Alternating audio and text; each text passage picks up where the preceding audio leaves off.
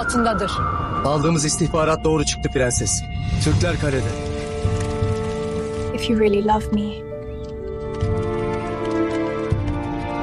then ask for my hand. My firstborn daughter, Princess Theodora. Your Majesty. That is worth my army.